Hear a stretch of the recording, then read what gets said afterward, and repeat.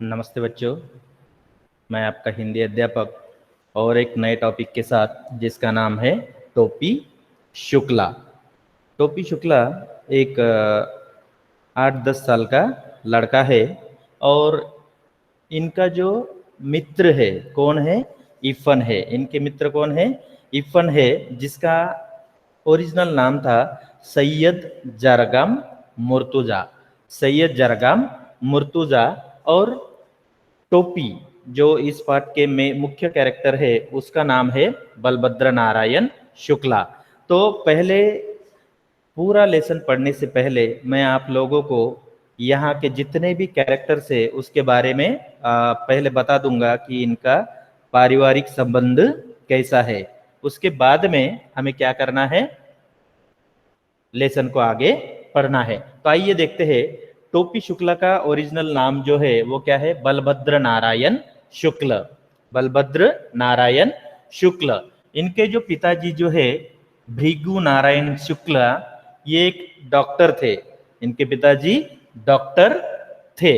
फिर टोपी के माताजी का नाम है राम दुलारी। टोपी के माताजी का नाम है राम दुलारी। फिर दादी का नाम जो है सुभद्रा देवी, ये बहुत ही कड़क स्वभाव की थी।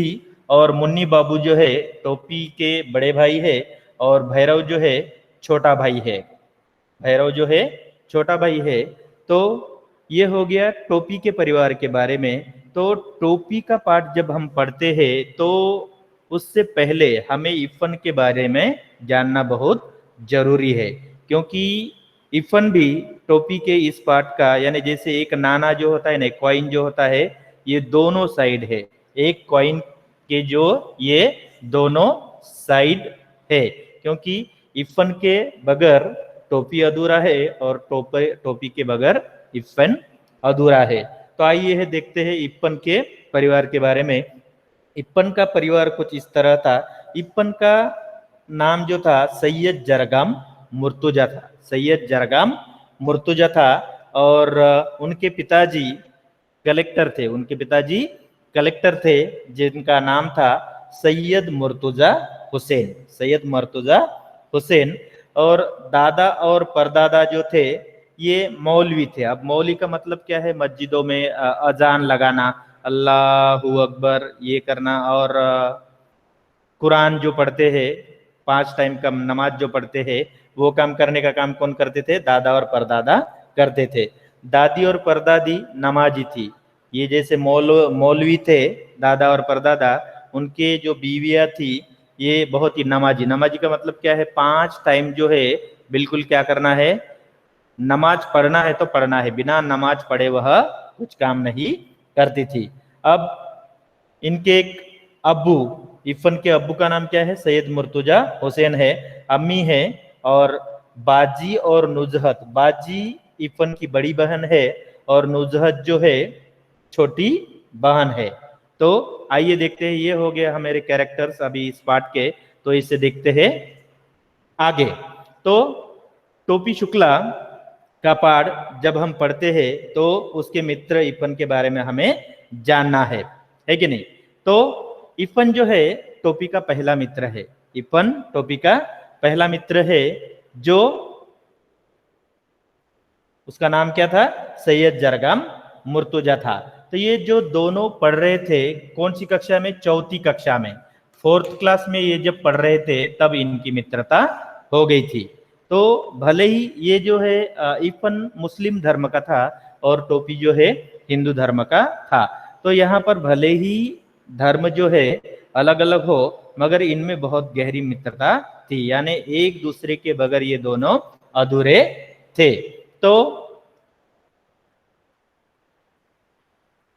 इफ़न इफ़न के दादाजी जब मर गए, दादा और परदादा जब मर गए, तो उन्होंने वसीयत में लिखा था कि मेरे मरने के बाद मेरी जो लाश है कहाँ लेकर जाना है? करबाला लेकर जाना है। कहाँ लेकर जाना है? करबाला लेकर जाना है। एक पवित्र स्थान है, जैसे मक्का मदीना है ना? तो उन्हीं के हिसाब से उन्हें कहाँ लेकर गए? करबाला लेकर गए। और ये जो दादी, एक बार जब दादी बहुत बीमार थी, एक बार जब दादी बहुत ही बीमार थी इप्पन की। तो इसके पिताजी ने, इप्पन के पिताजी ने कहा, क्योंकि इप्पन के पिताजी जो है इनके फैमिली में, किसके, इप्पन के फैमिली में, जब ये दादी जब कितने 9 या 10 बरस की थी तब शादी होकर वह कहाँ आ गए, लखनऊ में आ गए। कहाँ आ गए, लखनऊ, लखनऊ में आ गए। तब वह 11 या 12 साल की होगी। तो इनके जो पिताजी जो है, किसके, इप्पन के दादी के, वो जमींदार थे, बहुत ही बड़े जमींदार थे। तो जमींदार का मतलब क्या है, उनके घर में नौकर चाकर, गाय भैंसे, दूध दही मक्खन, तो वो संपन्न परिवार से थी। वो शादी से पहले बहुत कुछ खाकर आई थी, मगर वही चीज यहाँ पर इप्पन के दादाजी के घर में उसे नहीं मिलता था। तो जब भी वह लखनऊ से अपने पिताजी के घर में जाती थी, जी भर के क्या करती थी, मक्खन खाकर आ जाती थी। और अपने पति को वह कहती थी, इन्हें तो बस जब देखो तब मौलवी बने रहते हैं। फिर क्या हो गया, अब जब इनकी शादी थी, किसकी, इप्पन के पिताजी की जब शादी थी सैयद मुर्तजा हुसैन की, तो इप्पन की दादी जो है ना बहुत डांस करना चाहती थी, एंजॉय करना चाहती थी। मगर पुराने जमाने में जो है मुस्लिम धर्म में जब शादियां होती थी तो बाकी के लोग नाचते थे, मगर जो मौलवी जो है, जो अजान पढ़ने वाला है या कुरान पढ़ने वाला है, उनके घर में कोई नाच नहीं सकता था। तो दादी ने अपने इमोशंस को कंट्रोल कर लिया है। फिर अब ये जो इप्पन के पिताजी जो है भारत में पैदा होने वाले इनके फैमिली में से पहले व्यक्तित्व थे। तो पिताजी के, इप्पन के पिताजी की शादी में दादी को नाचने को नहीं मिला था। मगर जब इप्पन पैदा हो गए, जब इप्पन पैदा हो गई, जब इप्पन 6 दिन के थे, कितने, 6 दिन के, यानी छठी मनाते हैं, उस समय दादा परदादा नहीं थे, उन्हें रोकने टोकने वाला भी कोई नहीं था। तो इप्पन के छठी पर इसने इतना एंजॉय किया कि पूरी कसर इसने निकाल डाली। तो ये है इनका परिवार, है ना। अब ये इप्पन की दादी जो है वो बहुत ही अच्छे स्वभाव की थी, बहुत ही अच्छे स्वभाव की थी। तो इप्पन को कहानियां सुनाती थी वो, जब भी वह सोने जाता था कहानियां सुनाती थी। कौन सी कहानियां, अनारपनी की कहानी और गुल बकौली की कहानी, यानी बहुत ही अच्छे स्वभाव की थी। और अपने पोते को सुलाने के लिए वह क्या करती थी, कहानियां बताती थी। तो ये हो गई इप्पन की स्टोरी यहाँ पर। अब देखते हैं टोपी के बारे में। टोपी का नाम क्या है, बलभद्र नारायण शुक्ला, और उनके पिताजी कौन है, भृगी नारायण शुक्ला। ये एक डॉक्टर थे, ये एक डॉक्टर थे, और तेल भी बेचा करते थे। जैसे कंट्रोल में राशन वगैरह मिलता है ना, उस समय वह नीले तेल वाले डॉक्टर थे। तो अब यहाँ पर क्या हो गया कि टोपी की मित्रता इप्पन के साथ में जब वह 4th क्लास में पढ़ते थे तब हो गई थी। तो टोपी का आना जाना इप्पन के घर में रहता था, इप्पन के घर में रहता था। वो जब भी आता था तो ये जो इप्पन के अबू है, अम्मी है, बाजी है और नुजहत है, इनके साथ टोपी का नहीं पटता था, इवन इप्पन का भी नहीं पटता था, है ना। तो ये ज्यादा से ज्यादा टोपी शुक्ला किससे, दादी से, क्योंकि दादी की लैंग्वेज जो है वो कौन सी, पूर्वी वाली लैंग्वेज थी। और इप्पन भी उतनी शुद्ध भाषा नहीं बोलता था, और टोपी भी, क्योंकि टोपी और परदादी इनकी जो भाषा है वो क्या हो गई है, मिलती जुलती थी, तो इनमें मित्रता थी, हो गई थी। तो ये जब भी जाता था, ये अब्बू और अम्मी टोपी के भाषा को लेकर वह बार बार झगड़े करते थे, इसको चिढ़ाते थे कि टोपी कैसे बात कर रहा है। तो दादी इसको कहती थी, अरे तू उन लोगों के साथ में क्यों बात करता है, मैं यहाँ पर हूं ना, मेरे साथ तू क्या करना है, बातें करना है, तो उनके साथ में नहीं। तो इसकी जो बाजू है वो कौन संभाल लेती थी, दादी संभाल लेती थी। तो एक बार क्या हो गया कि टोपी, अब हर बार उनका जाना, टोपी का इपन के घर में जाना था। ये एक ब्राह्मण परिवार से था और इपन मुस्लिम परिवार से था। तो एक बार टोपी जब अपने घर में खाना खा रहा था, टोपी जब अपने घर में खाना खा रहा था, तो उन दिनों भी उनकी स्थिति जो थी बहुत ही अच्छी थी। वो डाइनिंग टेबल पर खाना खाते थे। कौन? ये भृगु नारायण शुक्ला की जो परिस्थिति थी वो बहुत ही अच्छी थी। टेबल पर, डाइनिंग हॉल पर बैठकर वह, डाइनिंग टेबल में बैठकर वह खाते। तो एक दिन क्या हो गया, जब वह खाना खाने के लिए बैठे थे, अचानक इस टोपी के मुंह से कौन सा? अम्मी शब्द निकल गया। कौन सा? अम्मी शब्द निकल गया। अब जो बवाल वहां पर खड़ा हो गया, किनके घर में? टोपी के घर में। अरे हमारे घर में तो मम्मी माँ कहते हैं, ये अम्मी कहाँ से लाया है बेटा तू? तो ये जो सुभद्रा देवी जो है, दादी जो है, वो भड़क उठती है। किसके ऊपर? टोपी के ऊपर भड़क उठती है और वो खाने से उड़ जाती है और बोलती है कि ये अम्मी शब्द तू कहाँ से लेकर आया? तू कहीं ऐसे लोगों के साथ में नहीं जा रहा है जिससे क्या हो जाए, तेरा कैरेक्टर भी बिगड़ जाए। तो तू आया ही कैसे? ये अम्मी शब्द जो है तूने बोला ही कैसे? तो बहुत बवाल हो गया, बहुत झगड़े हो गए। ये जो माता जी जो है, राम दुलारी जो है, दादी भी भड़क उठी थी और राम दुलारी ने उस दिन इतना मारा था टोपी को कि पूछो ही मत। तो जब ये मार रहे थे तब यहाँ पर कौन थे? छोटा भाई भैरव और मुन्नी बाबू जो है, ये क्या करते थे? हंस रहे थे। ये क्या कर रहे थे? हंस रहे थे। किसके ऊपर? टोपी के ऊपर हंस रहे थे। तो टोपी को गुस्सा आ गया। ये जो मुन्नी बाबू जो है, टोपी के बड़े भाई है, तो अच्छा तू मेरे ऊपर हंस रहे हो, अब देखता हूं मैंने तुमको, मुन्नी बाबू को वह कह रहा है, मैंने तो आपको कबाब, चिकन मटन खाते हुए देखा है। हम तो ब्राह्मण परिवार से, हमारे घर में कोई भी चिकन मटन नहीं खा सकता है। ये सुनने के बाद में ये जो राम दुलारी जो है माताजी टोपी को मार रही थी, थोड़े पीछे ही सरक गई, पीछे ही सरक गई और बोला, अरे हमारे घर में चिकन मटन खा रहे हैं। फिर मुन्नी बाबू क्या करता था? झूठ बोला, अरे मैंने नहीं खाया। इसने टॉपिक को बदल दिया। या भी इसके ऊपर मार पड़ रही है ना, तो ये अपने मार बचाने के लिए क्या कर रहा है? मेरा नाम ले रहा है। मगर वास्तविकता में क्या होता है, ये जो मुन्नी बाबू जो है ना, रियली में क्या खाता है?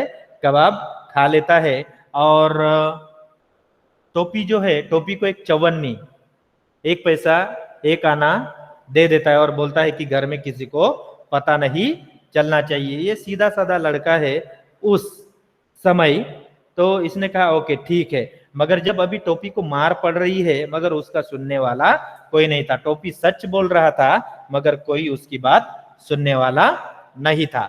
तो फिर ये अम्मी शब्द का बवाल होने के बाद में जब पिताजी को पता चल गया, किसको?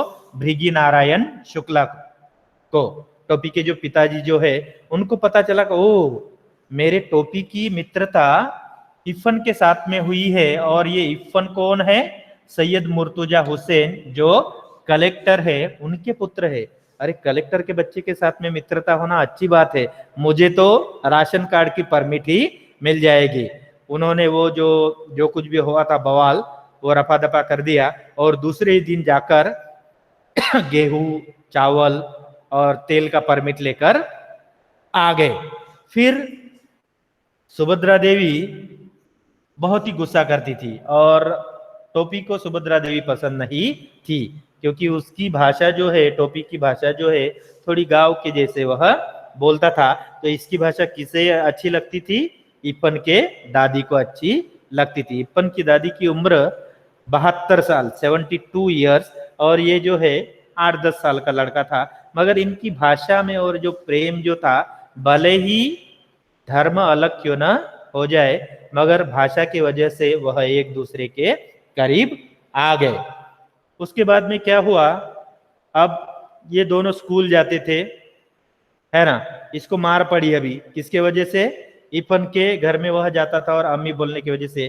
तो टोपी और इपन जब स्कूल गए, तो ज्योग्राफी का जो पीरियड था, भूगोल का पीरियड, वो दोनों ने ऑफ कर दिए, बाहर निकल गए। और टोपी ने इफन को बताया, भाई ऐसी ऐसी बात हो गई है। अब मैं तुम्हारे घर का पानी या कुछ नहीं पी सकता। फिर इपन ने क्या किए, केले लिए बाहर, केले लिए, केले तो खा सकता है, फल तो खा सकता है। उतने में ही ये जब डिस्कस कर रहे थे दोनों, अरे भाई ऐसा नहीं हो सकता कि तुम्हारी दादी और मेरे दादी में अदला बदली हो जाए, क्योंकि ये जो टोपी जो है अपने दादी का गुस्सा करता था और इपन के दादी से बहुत प्रेम करता था। भाई हम दोनों की मित्रता है तो कहीं ऐसा नहीं हो सकता कि हम दोनों की दादियों को अदला बदला कर दे। फिर ये इपन सोचने लगे, ये दोनों बहुत छोटे हैं, चौथी कक्षा में थे, 4th क्लास में, तो ये सोचने लग गए भाई दादी मैं तो मान जाऊंगा मगर मेरे पिताजी जो है सैयद मुर्तुजा हुसैन कलेक्टर, वो तो नहीं मानेंगे भाई, है ना, वो मानेंगे नहीं। और ऊपर से वह अभी छोटा इफन जो है ना, तुम्हारे दादी को कहानियां आती है, मेरी दादी तो मुझे अनार परी की और गुल बकावली की कहानियां सुनाती है ताकि मैं सो जाऊं। तुम्हारे दादी को आती है वो तो मुझे पता नहीं है, मगर हम अदला बदली कर देंगे। ये न हो सकत, ऐसे कौन बोल रहा है, इपन बोल रहा है। अरे तू मेरा एक ही मित्र है, ये गुस्सा हो जाता है टोपी, मेरा एक मित्र होकर तू मेरी इतनी सी बात नहीं मान रहा है, फिर ये कैसी दोस्ती। फिर इपन उसको समझाता है, अरे भाई ये ऐसा नहीं हो सकता है ना। मगर एक बात मैं बता सकता हूँ कि इपन बता रहा है, मेरी दादी जो है ना वो बताती है कि जो आदमी बूढ़े हो जाते हैं, जो आदमी बूढ़े हो जाते हैं वो क्या होते हैं, स्वर्गसीधार हो जाते हैं या मर जाते हैं। तो एक दिन तुम्हारी दादी भी मरेगी और हमारी दादी भी मरेगी। फिर टोपी बोल रहा है, अरे ऐसा नहीं हो सकता, मेरी दादी कभी मरने वाली नहीं है। फिर इपन बोलता है, तो क्या मेरी दादी झूठ बोल रही है। बस ये इतना ही डिस्कस कर रहे थे कि एक नौकर आया, और किनका नौकर, इफन के यहाँ का नौकर आया, और इफन को बता रहा है कि बाबू तुम्हारी जो दादी अभी नहीं रही है, वो मर गई है ना।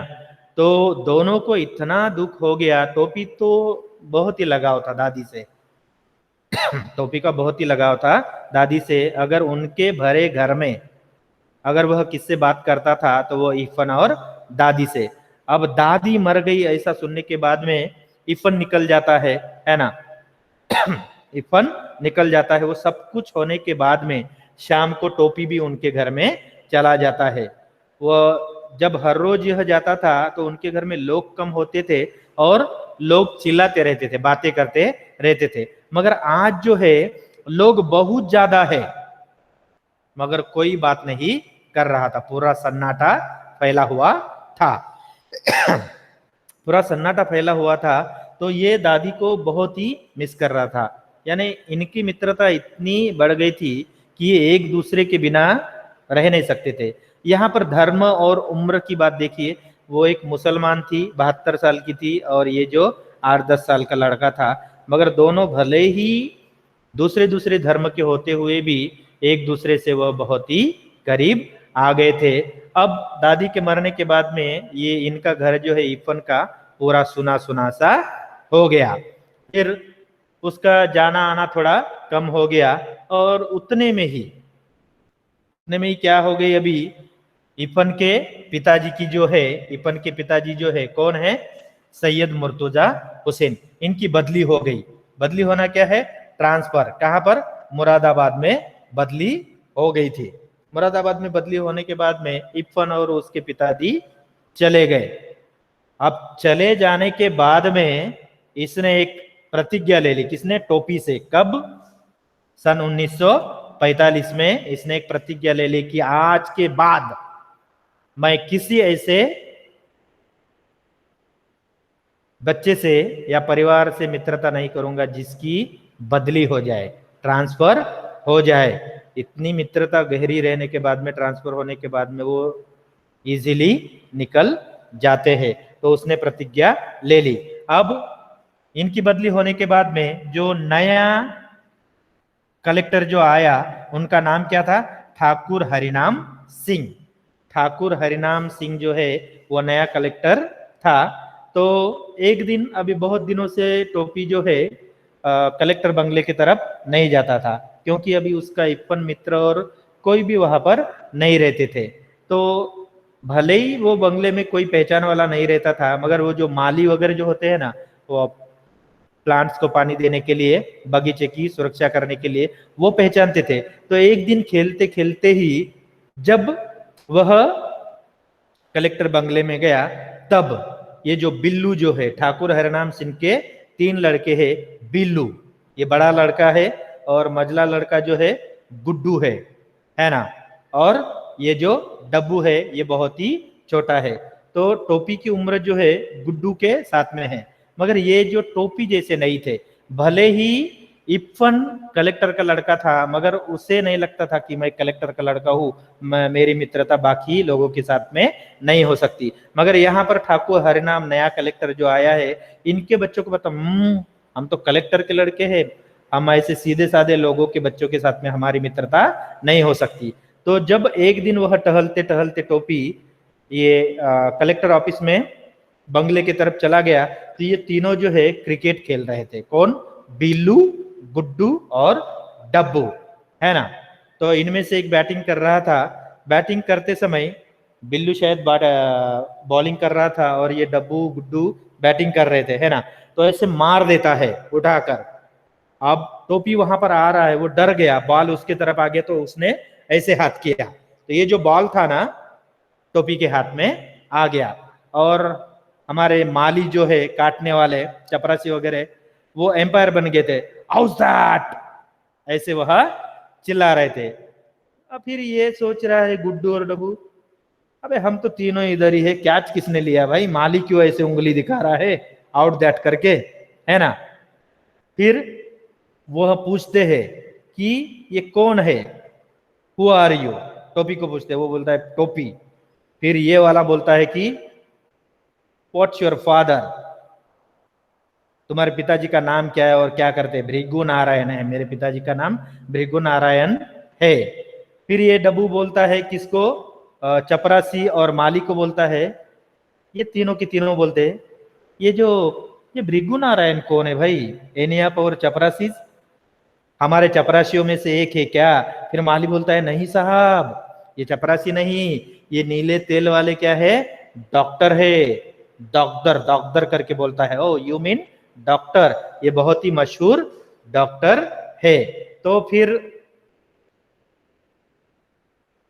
टोपी ने कैच पकड़ लिए नहीं, ये गुस्सा हो गए और उसके तरफ मारने के लिए चले गए, टोपी को मारने के लिए चले गए। टोपी भी कम नहीं था, वो भी मारने के लिए निकला। तब ये गुड्डू और डब्बू जो है ना, उनके पास एक कुत्ता था, उसने क्या कर दिया, शुष्कार दिया, और कुत्ते ने किसको? टोपी को काट लिया और उसको इंजेक्शन लेने पड़े। उसके बाद में वह कभी कलेक्टर बंगले की तरफ नहीं गया, है ना। फिर ऐसे ही दूसरा एक किस्सा है टोपी का। अब जाड़े के दिन थे, सर्दी के दिन थे, तो इनके पिताजी जो है भृगु नारायण शुक्ला, ये मुन्नी बाबू भैरव को कोट के लिए कपड़ा लाए थे।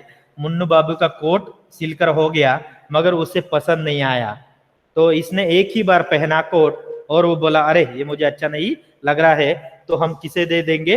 टोपी को। टोपी भले ही छोटा था मगर समझदार था, मैं ये सेकंड हैंड कोट पहनने वाला नहीं हूं। तो ये क्या करता है, उनके घर में जो नौकरानी होती है, कौन? सीता और केतकी, केतकी का जो पुत्र है उसका वह कोट क्या करता है, दे देता है। तो माता पिताजी घर के सभी लोग जो है ना बहुत गुस्सा हो जाते, तूने नया कोट नौकरानी के बच्चे को दे दिए है, अब देखना सर्दी में तुझे सर्दी खाना पड़ेगा। ये सुभद्रा देवी दादी जो है ना, बहुत ही तुझे जूते खाने पड़ेंगे, जाड़ा खाने पड़ेंगे। तो ये बहुत नादान, हम जाड़ा वाड़ा नहीं खाएंगे, हम तो भात खाएंगे। ऐसे कौन बोल रहा है? टोपी बोल रहा है। फिर मुन्नी बाबू बोल रहा है, जबान लड़ाता है दादी के साथ में, चुप रहे बिल्कुल, नहीं तो बहुत मार खाएगा। तो ऐसे इसके दिन जो थे पूरे जाड़े में निकल गए। फिर ये जो सीता जो है ना, वो बोलती है टोपी को, अभी दादी के मरने के बाद में सीता जो ये इनके घर में नौकरानी थी, वह टोपी के करीब आ गई, वो प्यार से बात करती है। और अभी कोट देने के बाद में केतकी के पुत्र को सीता बोलती है, बाबू तुम अभी 10वीं दर्जे में हो, 10th क्लास में हो, या ऐसी वैसी हरकतें क्यों कर रहे हो? ये सीता ने तो बोल दिया कि तुम 10वीं में हो, but she doesn't know how did I come to 10th। टोपी बता रहा है कि वह 10वीं में कैसे आ गया। 1949 1949 में वह कौन से दर्जे में था? 9th क्लास में था। कौन सी क्लास में था? 9th क्लास में था। फेल हो गया, टोपी फेल हो गया। क्यों? क्योंकि घर के सभी लोग जो है ना काम बताते थे। मुन्नी बाबू भी टोपी को काम बताता, माता जी भी क्या करती थी, अगर कोई जरूरी सामान बुलाना होता था तो वह नौकरों के हाथों से नहीं बुलाती थी, वो टोपू के ही बार बार। और ये जो छोटा लड़का जो है कौन, भैरव, इसकी कापियां ये जब भी पढ़ाई करने के लिए बैठता था वो पूरा फाड़ डालता था। उसी की वजह से 1949 को ये फेल हो गया पहली बार। अब फेल होने के बाद में क्या हो जाएगा, इसके पीछे जो 8वीं क्लास के बच्चे थे वो 9th में आ गए, और इसके साथ में जो पढ़ रहे थे वो 10th में चले गए, है कि नहीं? ये 8वीं क्लास पढ़ने वाले जो लड़के हैं वो किस में आ गए? 9th में आ गए। फिर अभी 1950 में भी ये 9th में ही था। 1950 में भी ये 9th में ही था। तो इसकी जो मित्रता थी जो थी वो जो 10वीं क्लास में बच्चे थे उनके साथ में थी, है ना? क्योंकि ये बड़े बच्चे हैं और छोटे बच्चे 8वीं वाले जब 9th में आ गए तो उनके साथ में वह बातें नहीं करता था। बहुत पढ़ाई करने की कोशिश करता था, पास होने की, है ना, मगर वह पढ़ नहीं पाता था। फिर इस साल भी एग्जाम के समय में टोपी को टाइफाइड हो गया और वह बेचारा फिर से क्या हो गया? फेल हो गया। अब देखो जो 7वीं कक्षा में जो थे अब वो 9th में आ गए, है कि नहीं? 7वीं कक्षा में जो थे वो 9th में आ गए और ये उसके साथ में थे वो 10 में चले गए। तो ये 1951 की बात है। यहाँ का जो एक मॉनिटर रहता है ना, वो कहता है कि अरे भाई टोपी, तू पिछले वाले क्लास के साथ में मित्रता कर ले, क्योंकि इस साल भी तू फेल होने वाला है, हम तो निकल जाएंगे। और मेन बात बोले तो जब टोपी 3 साल अभी एक ही क्लास में है, 49, 50 और 51 में, है कि नहीं? 51 में ये जब उसी कक्षा में था तो टीचर पढ़ाने वाले थे और पूछते थे, पढ़ाने के बाद में क्वेश्चन पूछते थे तो कभी कभी टोपी भी हाथ ऊपर कर लेता था, तो वह व्यंग करते थे, अरे टोपी तुझे तो इसी दर्जे में रहना है, बाकी के बच्चों को आगे जाना है, उन्हें उत्तर दो, तुझे हम ये वाले प्रश्न जो है अगले साल में पूछ लेंगे, next year we will ask you, है ना? ऐसे करके वह व्यंग करते थे। अब इसने भीष्म प्रतिज्ञा जैसे ली थी भीष्म ने, वैसे ही प्रतिज्ञा ले ली और बोला कि इस साल तो मुझे कुछ भी हो जाए, चाहे घर के काम हो या टाइफाइड आ जाए या कुछ भी हो जाए, मुझे पास होना तो है, चाहे कुछ भी हो जाए। तो इस साल 1951 में इसके घर में इसके पिताजी जो है कौन, भृगु नारायण शुक्ला, वो इलेक्शन में खड़े हो गए।